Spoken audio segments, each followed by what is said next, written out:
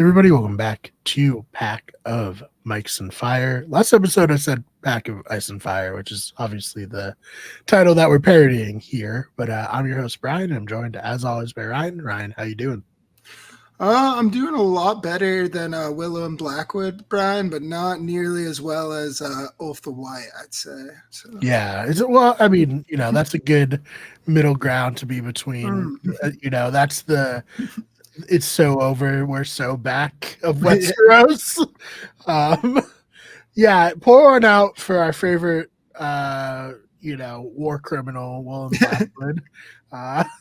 Really a victim of circumstance, a victim of Damon's hubris, perhaps, but also a victim of his own actions for sure. I was gonna say, do you remember on Silicon Valley, it was like Russ Hanneman was referring to like these horrible crimes he committed, and like a politician let him get away with it. He shows the pictures to Richard, and he's like, "Oh my god!"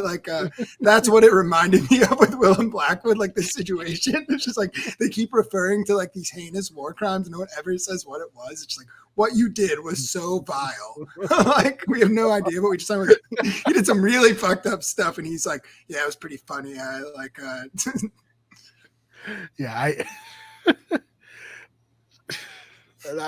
not to derail immediately, but I love that scene in Silicon Valley because it's set up where he's like, when he was a district attorney, he let this guy get off shit. Yeah, and he's like, Russ, that's you. Yeah.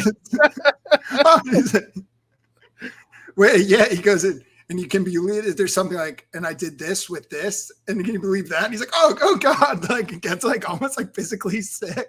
Yeah, and he's like, you did this, and that, and he let me. This guy let me get away with it. Yeah, exactly. It was like David's a real piece of shit for letting me commit these war crimes, if anything. Yeah, exactly. Yeah, that's pretty much what happened. Yeah.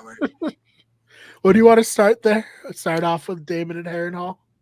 Start off in that scene. Yeah, I think we so not to get right into the books, but of course get right into the books. This part I don't remember. Did they mention that Oscar Tully ends up being somewhat of like an exceptional lord? So I think it's a little different in the books where he doesn't, his dad or his grandfather doesn't die for a long time. Okay. And like it's like holding back the Tullys. Because I don't remember that part, to be honest. Because they don't know what to do, basically. They're like, this is a fucked situation. Our lord is, he's out of commission.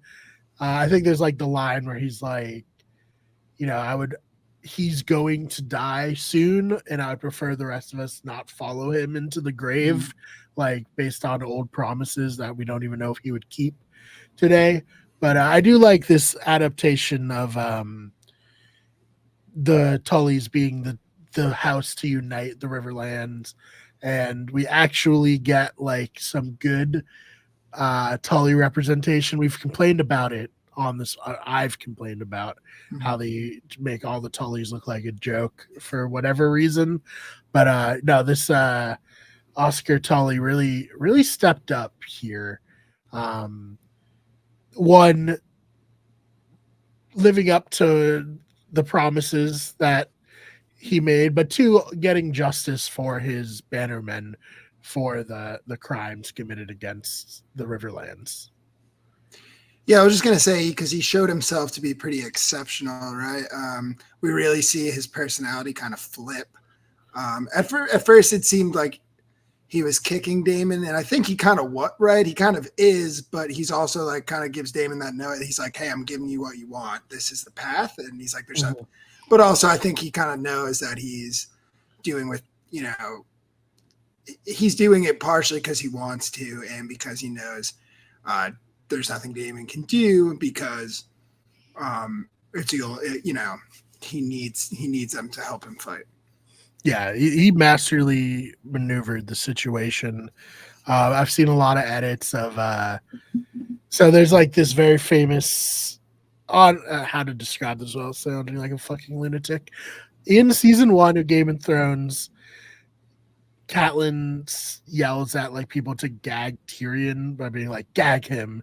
And then people have taken that clip because now gag, is like make someone speechless by being like sassy. So I've seen like a lot of edits of Oscar Tully doing this to Damon and then intercut with Catelyn yelling "gag him," which has been very fun. So I think it's very it's good showing for House Tully. Unfortunate for Willem Blackwood, but we'll set up a new Blackwood who's very important in the books. Who I don't think has shown up at all in the show yet. So should be interesting to follow. Yeah, I have to go back and read some of the books because some of this stuff I'm definitely missing currently. It's like, like I said, I'd reread the first half, but I'll have to go back and dig through because I don't remember much about the Blackwood you're talking about. Yeah, right. He's more in the back half of the war. Okay. I assume everyone listening to this is somewhat spoiled. Also, people are not chill anymore. When Game of Thrones was out, I feel like there's a real culture by book readers to be like, don't spoil shit for the people watching the show. Like, you let them experience. That decorum is not really anymore. People Yeah. are just like, whoa, well, this character did this in this episode. Wait until they do this, like in 2 seasons. It's like, dude, what the fuck? So I don't know what the line is, but I think most people who are watching this are somewhat spoiled. But I don't want to like be as blatant as some of the people on Twitter have been. Yeah. No, I was gonna say, that's funny to me because I remember reading the third book and like being like, oh, when people see this on TV, they're gonna freak out. Even when it happened on TV, people were like, you got to watch Game of Thrones because of the moment, but people weren't like, this happened. You know what I mean? Yeah. Do you remember? Was it you or was it Liam? Where like Bean was like, we started talking about Game of Thrones. Our friend was like, yeah, man, it sucked when Ned Stark died. And I think it was Liam, but Liam had just started reading it. And he's like, oh, I just started reading. He's like, lucky I didn't hear that. And then Bean, he's like, yeah. And he goes, yeah, I did. I almost mentioned how like Ned Stark died. It was pretty messed up. And then like right after, it was something like that, where it was just like he did the double one, and he was just like, okay, now I know. Like, that's hilarious. I remember that being a big deal as well. I mean, some of those twists, but that I guess the only big one, was a huge deal. The only big one. Yeah, I was saying the only one that's been comparable in this show so far is arguably Damon, and that wasn't right. That wasn't in the books either, which like the other ones were. So like the fact, we knew he was going to get right. We knew he was going to get fucked up that episode. What we didn't know is that his brother was going to fuck him up. I mean that. Oh yeah, Aegon. Because that was a Damon, but yeah, Aegon. Oh, Aegon. Yep. Damon. Aegon. Oh, yeah, I would say Blood and Cheese was also, people were like hinting at it a lot online and being like, this is gonna be so fucked up. And then they were like disappointed because it's not as fucked up as the book, but like obviously they're not gonna show all the stuff that happens in the book. It's a lot more intense. Isn't there some it's just like, making Helena choose which of her sons die and like having her be like a prisoner there and having Allison be tied up and have to watch it as well. They obviously weren't going to do that in the TV show. They're trying to get our parents to also watch this, Yeah. No, I was going to say with Blood and Cheese, though, isn't there something that comes up later on in the books? Again, we're not going to spoil, but I think there's something with revenge that's like way more messed up than even that. Am I right on that? There is something that happens. Yeah, I'm pretty sure. I mean, there's a lot of bad stuff that's going to happen. Yeah. Yeah, but there's something kind of similar with the Blood and Cheese stuff. It's kind of that happens later on. I guess I'm not gonna say it specifically. It's hard to. I'm sure if you told me, I would know. But like, I mean, there's a lot of stuff that's gonna be bad. This one is particularly like cruel, but Mhm. or just like twisted. But yeah, I mean there will be some bad stuff that happens for sure. Yeah, don't It's you a, worry, everyone. I mean the dragons haven't really danced much. I No. mean there's a little like we got a quick soiree, but Yeah, the opening number of of the dance. Um, yeah, no, and so like I've been a big fan of Damon's storyline here. I loved this. I loved the whole story of like one last scene of like Damon was never going to take his brother's crown, right? And now mhm. Damon's in the position where like although he's always wanting to be king, and I think people online have been like, well, Damon never wanted to be king. I don't think that's the case. I think he did, but he wasn't gonna usurp his own brother. But now there's this moment for Damon where it's like, it's not my brother's crown anymore. It could be my crown. It's supposed to be my wife's.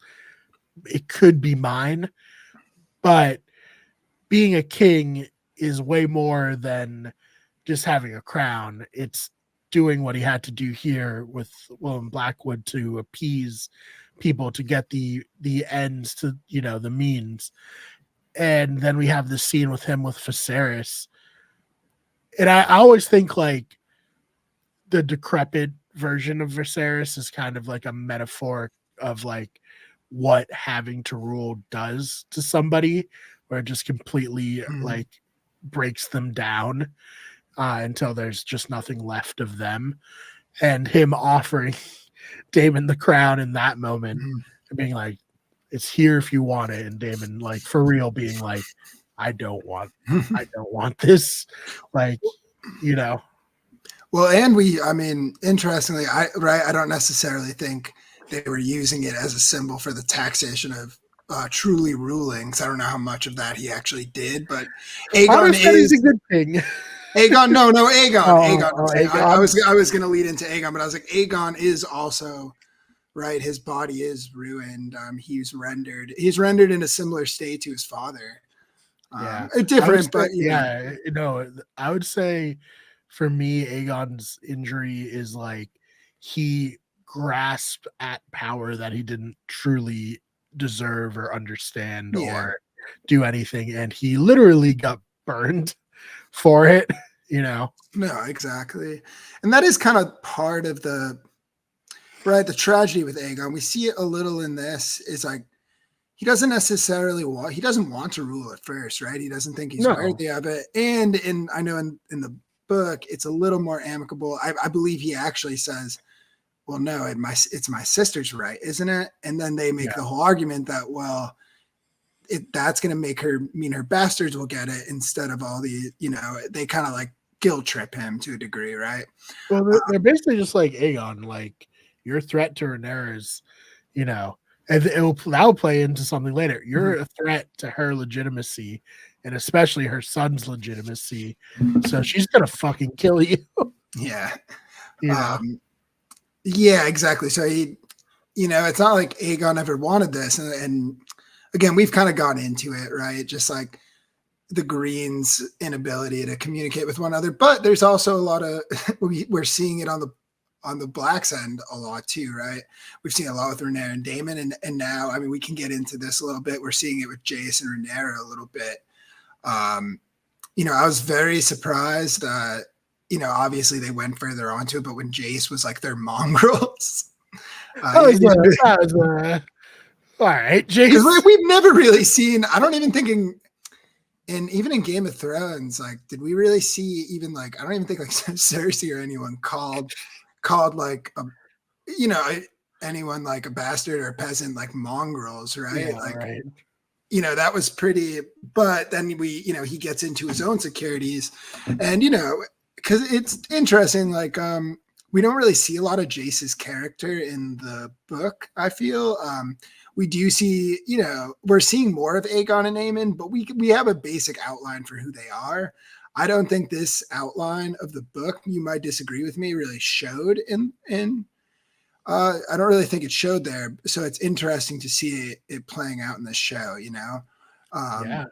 to see his insecurity with it. And I mean, it is very legitimate, right? Like to be honest, I hadn't really thought of it that fully, that it's like, well, the whole reason people are kind of like okay with him is because he can ride a dragon. So if a bastard can ride a dragon, there's probably already a bastard riding a dragon, especially if he's got black hair, a pug nose, and Yeah, I mean, we see it in like Jace's character in season 1 when he's like a little kid being like distraught over like, his dad being who he is. And then I feel like we see him try to do everything to get this legitimacy. He gets the dragon. He's practicing super hard to learn Valerian at the end of season 1 when we see him there, because knowing Valerian will make him more of a Targaryen and make him more legitimate. And he's gone his whole life with people whispering, if not saying straight up to his face, that he's a bastard and he's illegitimate. And he clings to these signs of legitimacy, and they can just be taken by any random person with a little bit of Targaryen blood in them. That's destabilizing to him. And he's right. What if one of these dragon seeds who look more like a Targaryen than he does decide that they want to be king? People might not support Jace when, say Rhaenyra wins the war, she dies later, Jace is king. Then there's this other random person who looks way more like fucking Aegon the Conqueror than Jace does, and he has a dragon. And it's like, well, why are we not following this person instead of Jace? Like, he's totally right. And then Rhaenyra, also right, being like, okay, I hear you, but if we don't do this, we're gonna lose straight up. Like, we're not in the position to win this war. So you can see both sides have a lot of really legitimate points, because it's like, I get your worry for the future, Jace, but if we don't do this, there's not going to be a future for any of us, Yeah, exactly. And I do think I get the insecurities. It does make sense, but it's like, ultimately, man, you got to just, I don't know, in my opinion, you just got to fake it till you make it. Like, I'm sure Aegon knows Viserys didn't want him to be king. Like, he's got to know. I think Alicent didn't, but I think Aegon probably knows, right? Yeah. But it's like, you just got to fake it till you make it, because, I mean, your mom's going to back you. No one's right. No one on your family is ever going to say you're not a Targaryen.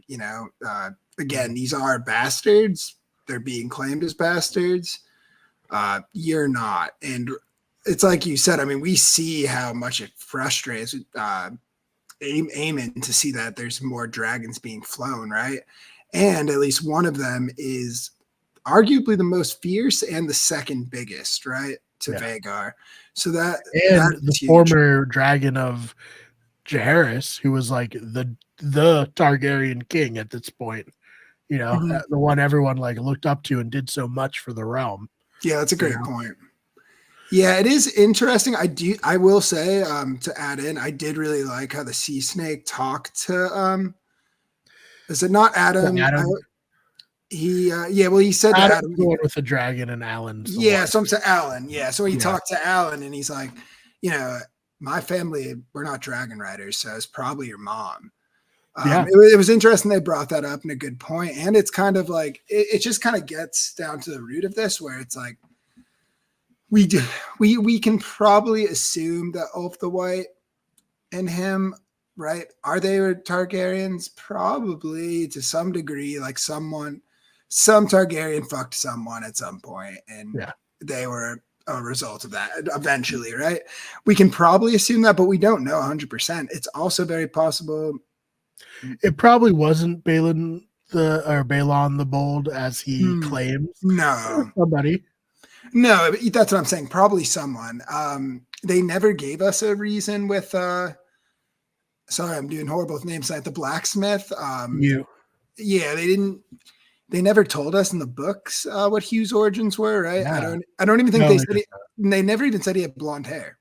In the books. I can't remember. No, I think it's just like he's a big burly blacksmith. No one really knew his origins.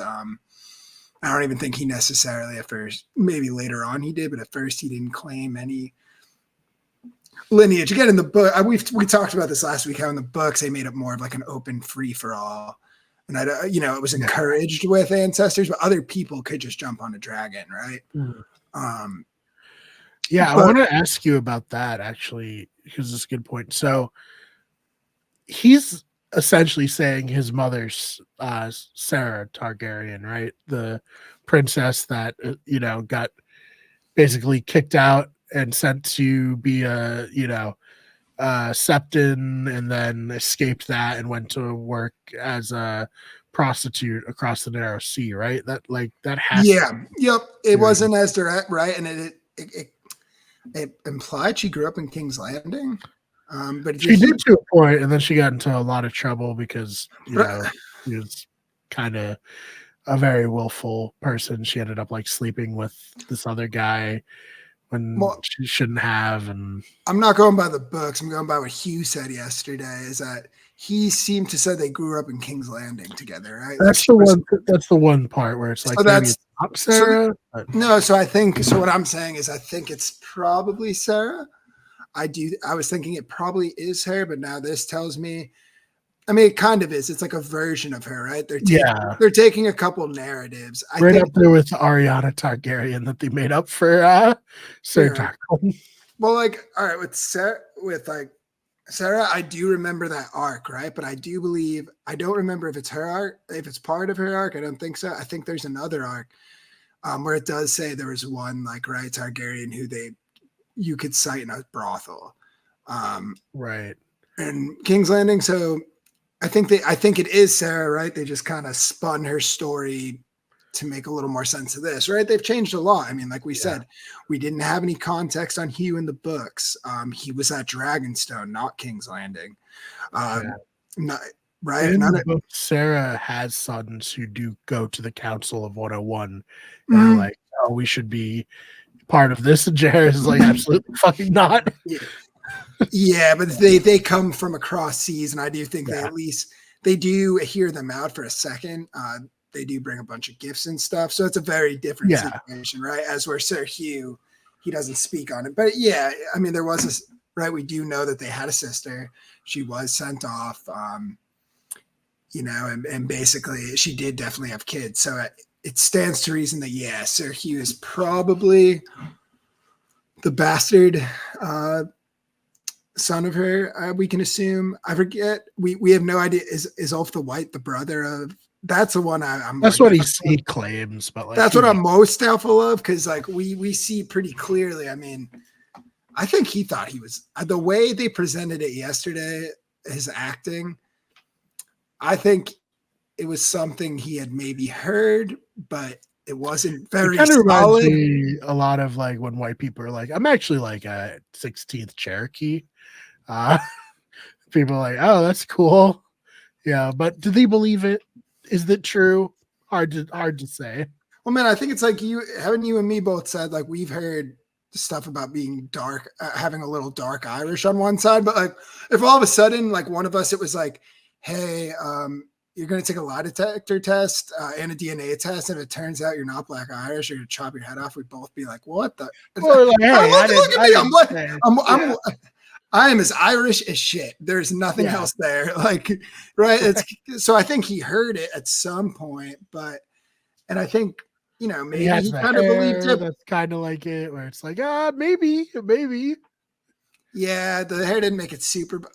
I think I think I think he probably is, but uh, we don't really know. And you kind of got the vibe that he was like, I don't really know that I believe it. And then he was Yeah, like, but then he was like laughing. He was like, oh, thank God. I, I thought there was no way to be honest. no, he thought he was gonna die for sure. Yeah, He and he was like, didn't. I think he was like, all right, I'm not a Targaryen. I don't know why I've been.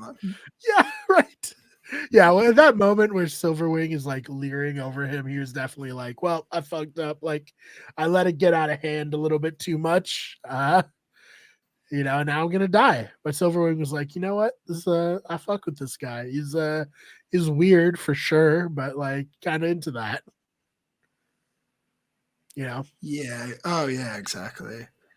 Yeah. Well, what do you think of that? I guess of that scene, but of you kind of winning the respect of Verminthor Well, it and was getting kind of in the way. the way they had the dragons interact with them was very funny to me. Like they're kind of like sizing these people up. Like he's like the dragon's like, who's this dude? He's like, I kind of like his beard though. Like and just like Yeah. like just and then I felt like with Ulf the White, the dragon was kind of like, man, who's this fucking old dude? I don't know. I kind of like fucking with you though, dude, bro. It's like it's fun. Like, what's up, dude? Like, you know, goofy dude, I gotta say, but like I like it. It's fun. exactly. He was like, everyone takes himself so seriously around it's here. Like, it's pretty fun watching you shit your pants, bro. What's your name? Like, I can get a few chuckles off you.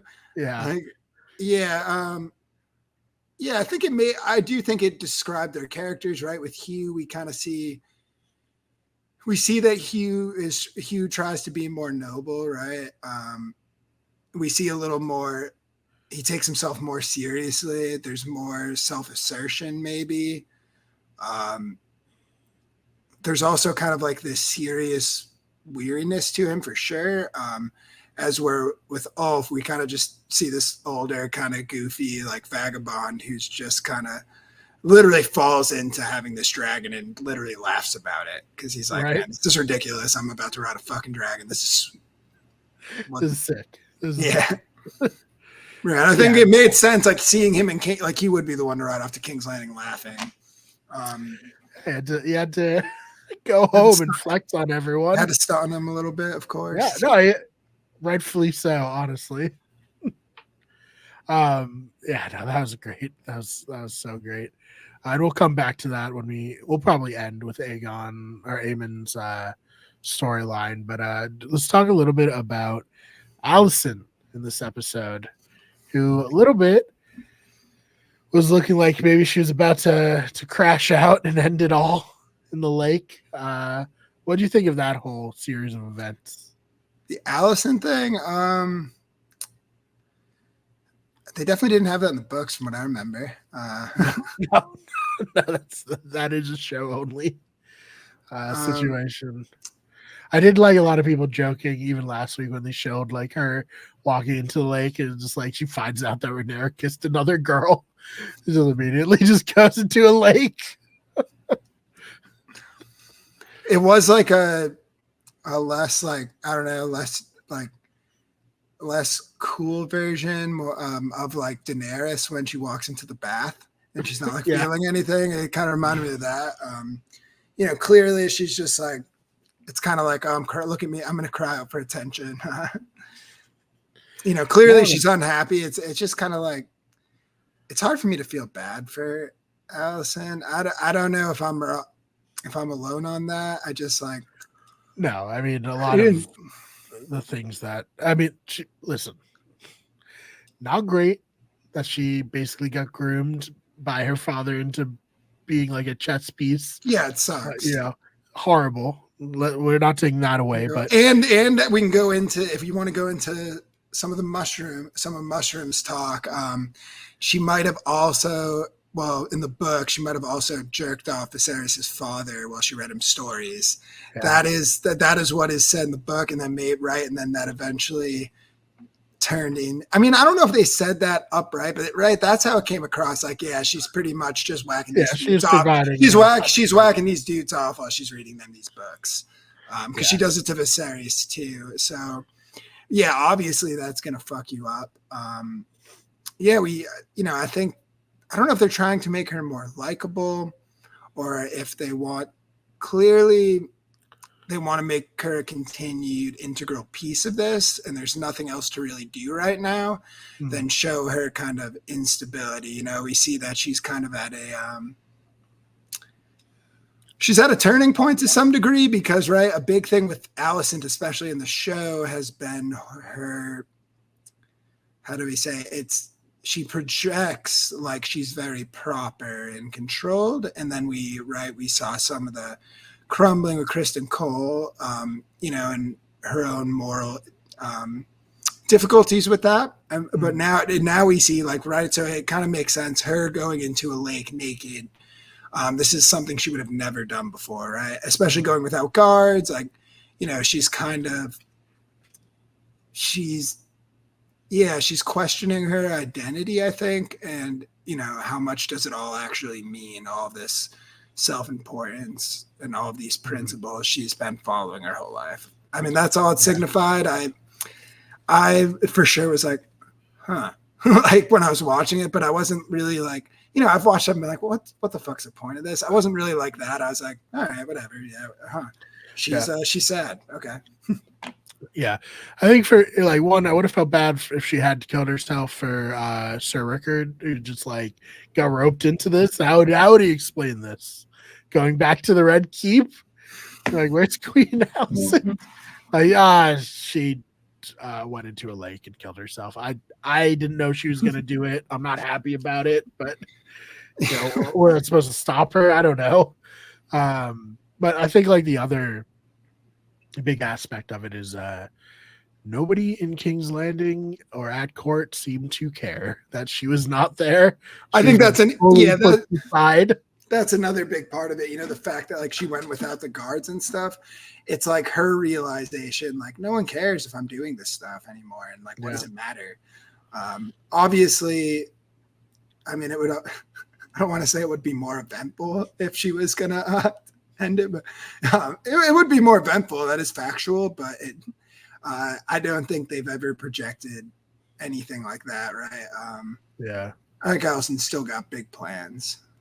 Yeah, I think so too. So we can talk a little bit too about Laris this episode. I thought he had another good episode. Him not wanting to, he's a very careful man. Telling Aemon that other people have claimed dragons would have been good, but the source, he has a lot of journalistic integrity when it comes to his whispers. So he's like, I need a better source than someone hearing like third hand that this happened. I do think also it totally didn't have anything to do with Laris thinking, well, the source, Aemon is kind of a Fuck he's him. pretty mean to me, actually. I think totally. I think he's also kind of like, well, I know what he's kind of like. I know what Aemon thinks of me. I don't know how he's going to react, but I think there's a good chance it's not going to be good. Right. Also, if this is right, so if it's not a great source, but it is true, and Aemon gets fucked, he's like, I think that's Laris. Laris is like, you know what? Yeah.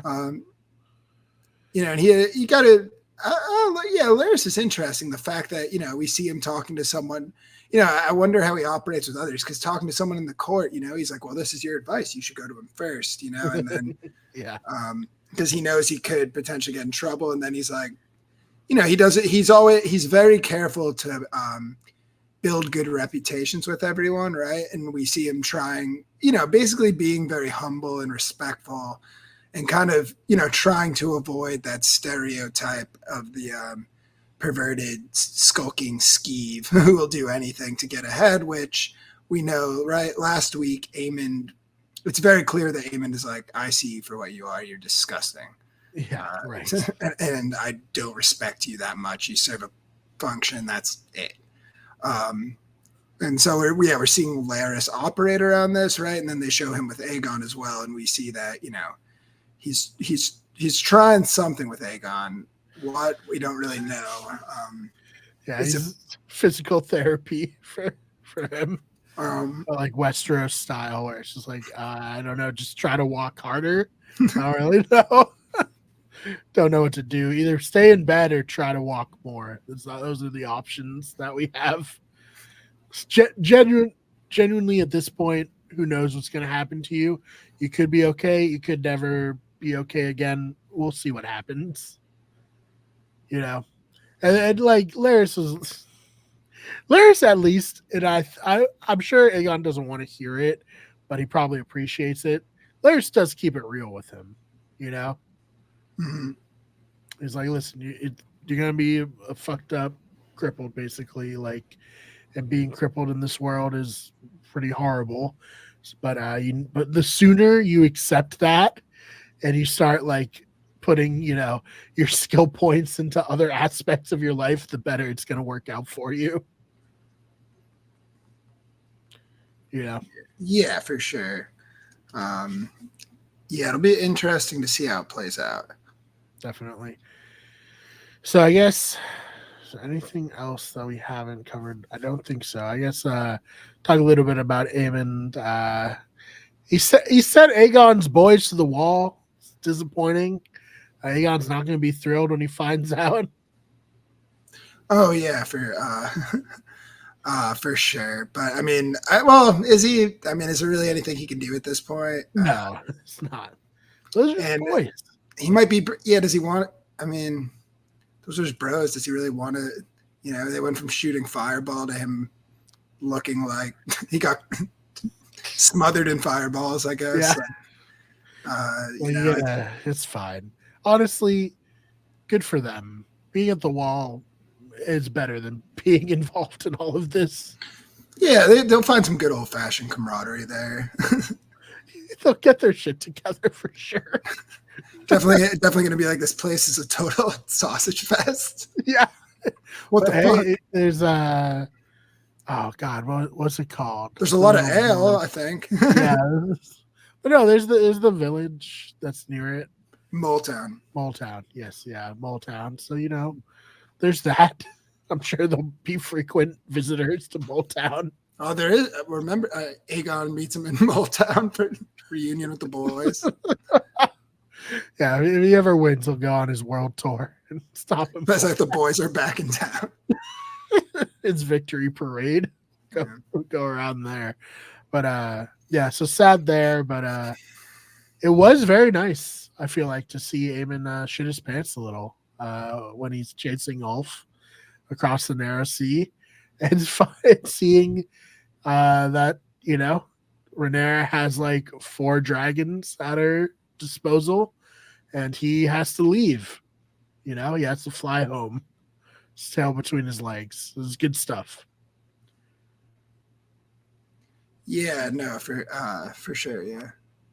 We needed, as an audience, we needed to see Aemon panic like that. Yeah, with the dragon to kind of see him at the end. For sure. I think it makes it interesting. We've always seen Aemon. So yeah, it seems like Aemon's kind of like he's doing pretty well with the power. We knew him. Eventually he was going to be tested, right? Like he's learning to default responsibilities to others, but now it's in the realm that's his expertise, right? He's always like pretty much, and they really make a point of it in the show. Everyone's just like, he's just like, yeah, well, I have a big dragon, so fuck you, and everyone's just, he has a big dragon. His dragon's huge. We can't do anything. Huge. Yeah, no, it is, but he's right. No, and I mean, in yesterday, I thought they've done a really good job with some of the shots with the dragons, where like, I just feel like yesterday I was just seeing Vhagar. You're just like, man, this thing is like a fucking big old, just like ancient like beast. Like this thing is ugly. It's brutal looking. Yeah, I did see a very funny tweet a few weeks ago where it's like, Vhagar, it's like a fugly bitch. But if they ever make a series about Aegon the Conquering and Vhagar's doing war crimes in a feminist capacity, I will be rooting for Vhagar then. With Visenya. Is Visenya, right? Who rides Vhagar? Yes. Yep, it is Visenya, yeah. Yep. Yeah. When she's the one riding Vhagar and committing, atrocities, all of us will be a big fan then. If we ever get that series. Mm-hmm. Yeah, we'll have to see. Yeah, right. I just want to talk about the preview here. Aemon needs to be fucking serious for a second when he's telling Helena that she needs to get on her fucking dragon and join the fight. I didn't see the preview. Oh, there's a scene in there where he's like, I need you to ride. Like, and she's like, what? Are you serious? Like, come on. I know desperate times, but dude, you have to be like so for real right now.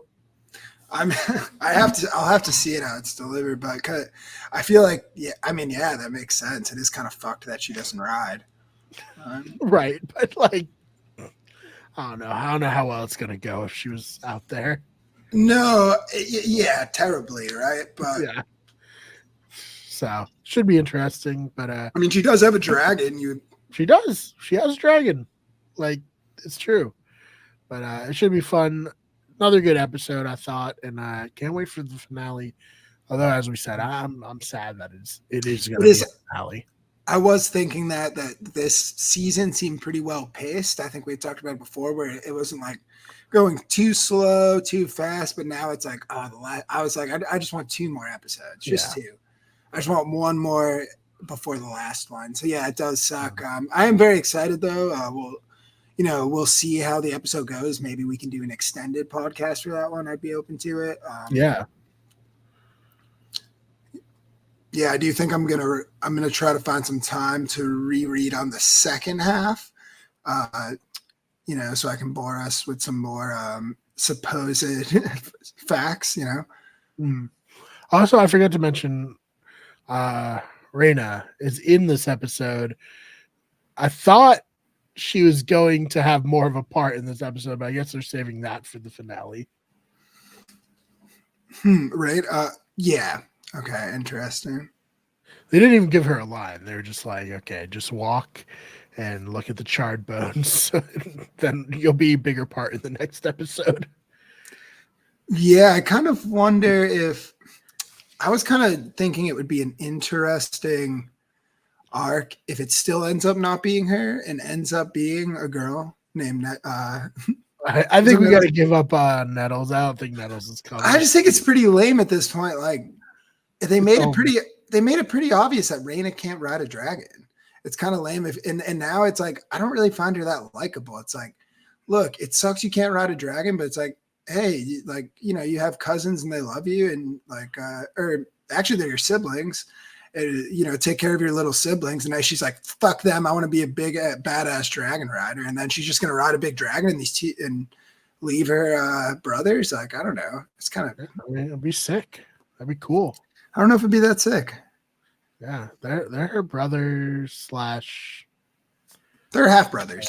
They're half brothers, but also she's at one point betrothed to their older brother. So it's a lot. They're like half brothers and also potential brother-in-laws who are not gonna be brother-in-laws now because Luke died. So we'll see there. But yeah, anything you wanted to add or before we get out of here? No, I don't think I have anything. Just I personally really liked this episode. I thought it was a good transition episode. Thought it was pretty interesting overall. I had no complaints. Yeah, same here. I've been loving this season, and I'll just be sad to have it be over for 2 years. But hopefully, we'll find something else. Like we said, maybe Rings of Power will fill the hole. It's just very different fantasy. Shown. Not that one's better than the other. It's just very different. But yeah, please subscribe to the channel, Better Radio, if you haven't already. And we also have our main channel, which is Wicked Good Everything. Just put out a new video there talking about College Football 25. And it's mostly about like why they stopped making those games and how they were able to make them again. So please check that out. Worked hard on it. And other than that, Ryan, thank you so much for your time. Thank you, Brian. Pleasure as always. Absolutely. And we'll see you all in the next one.